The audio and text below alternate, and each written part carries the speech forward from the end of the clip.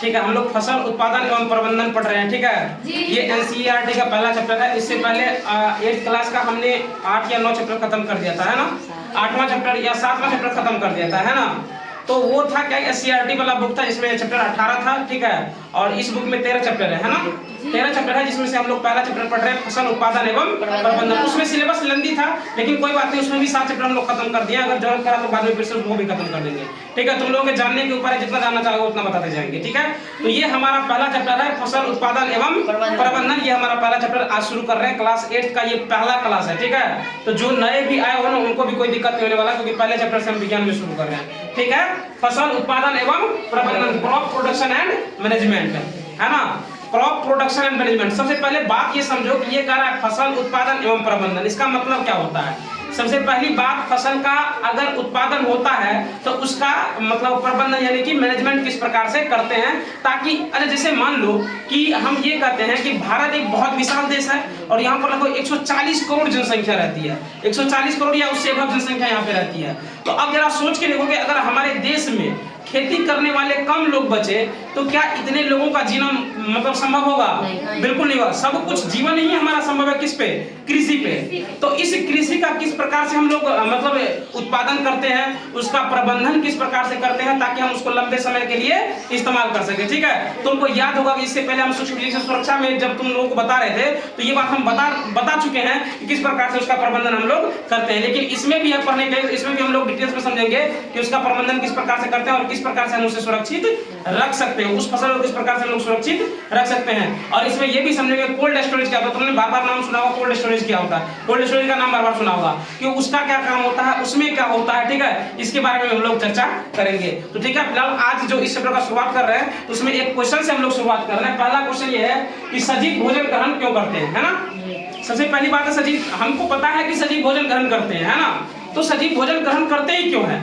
तो सजीव भोजन ग्रहण क्यों करते हैं? तो देखो इसमें लिखा देंगे, क्योंकि सजीव भोजन से प्राप्त ऊर्जा का उपयोग विभिन्न जैविक प्रक्रियाओं जैसे पाचन, श्वसन एवं उत्सर्जन के संपादन में करते हैं। देखो मतलब मुख्य रूप से अगर तुम देखोगे तो क्या होता है कि सजीव जो अपना भोजन मतलब भोजन करते हैं तो वो ऊर्जा उत्पादन के लिए करते हैं, और उसी ऊर्जा से मतलब सजीव उसी ऊर्जा से क्या करते हैं, फिर श्वसन की क्रिया, है ना, लिखा है ना, जैविक प्रक्रम जैसे पाचन, श्वसन और क्या होता है उत्सर्जन के क्या होता है संपादन में करते हैं। इस ऊर्जा का उपयोग इन सब चीजों के लिए वो करते हैं, सजीव करते हैं। ठीक है ना। चलो अब आगे समझते हैं। हम अपना भोजन पौधों अथवा जंतुओं या दोनों से ही प्राप्त करते हैं। जितने भी सजीव है ना, सजीव कहने का मतलब मनुष्य की बात कर रहे हैं हम यहाँ पे, है ना।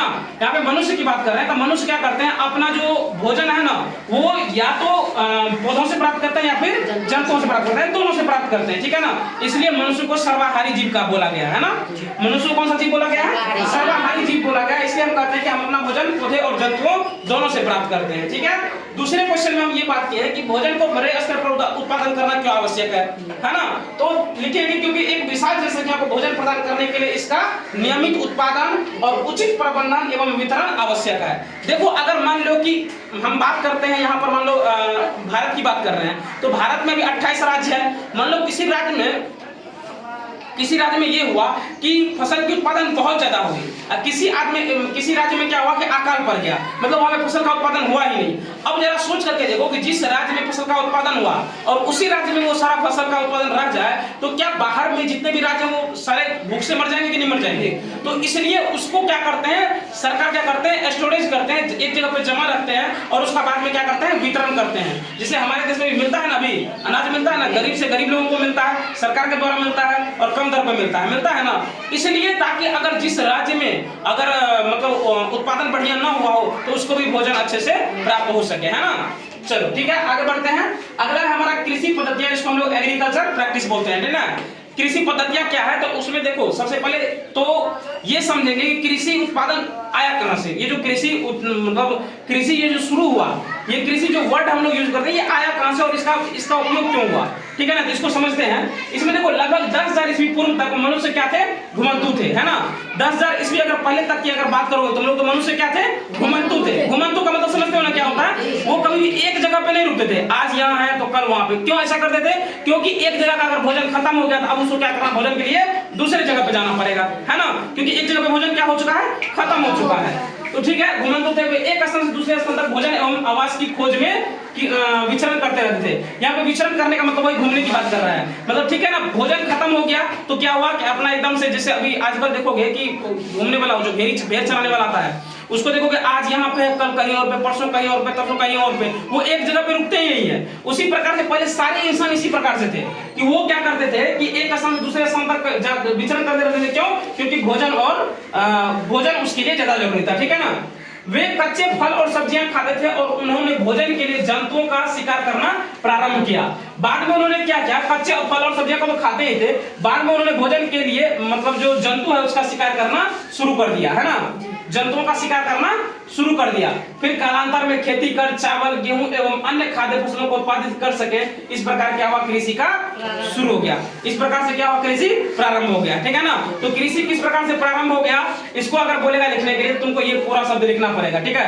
वर्ड बाय वर्ड जैसा है बिल्कुल ऐसा ही लिखोगे। अगर तुमसे पूछा है कृषि किस प्रकार से प्रारंभ हुई, ठीक है ना।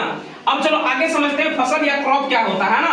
तो फसल क्या होता है, तो जब एक ही किस्म के पौधे किसी स्थान पर बड़े पैमाने पर उगाए जाते हैं तो इसे हम लोग क्या कहते हैं, फसल कहते हैं। एक ही प्रकार के मतलब एक ही प्रकार के जब पौधे किसी स्थान पर बड़े पैमाने पर लगाए जाते हैं तो उसको क्या कहते हैं, फसल कहते हैं। जैसे ये नहीं हुआ, अभी जैसे मान लो ये हमारा क्लास वाला रूम है ना, इसको हम लोग छोड़ देते हैं। ये हमारा प्ले ग्राउंड है, बाहर में देखो ग्राउंड बना हुआ है ना, इसमें 4-5 फूल कहीं कहीं पे लगा हुआ है। क्या हम इसको बोल सकते हैं कि ये फसल है, फूलों की फसल इसको बोल सकते हैं। लेकिन अगर तुम बगान में जाओ जहाँ पर सिर्फ फूल की ही मतलब कई प्रकार के फूल खिले हुए हैं, कई प्रकार के फूलों की खेती हो रही, तो वहाँ पे उसको क्या कहेंगे, ये फूल का फसल है, बोल सकते हैं ना। उसी प्रकार से तुम अपने गाँव में देखोगे तो गेहूं हो गया, गेहूं अभी गेहूं कटाई हो रही है ना, तुम देखोगे जिस खेत में बहुत अधिक मात्रा में गेहूं लगाया होता है, आज इस बार किसी का फसल लगाया तो क्या बोलते हैं, गेहूं की फसल लगाए। उसी तरह से हम एग्जांपल दिए हैं कि गेहूं की फसल का अर्थ क्या है कि खेत में उगाए जाने वाले सभी पौधे क्या है, गेहूं के हैं। मतलब कि जिस खेत की हम बात कर रहे हैं उसमें सभी जो उगाए गए पौधे वो क्या है, गेहूं के हैं, है ना। इसलिए उसको हम लोग क्या कहते हैं, गेहूं के फसल कहते हैं, ठीक है।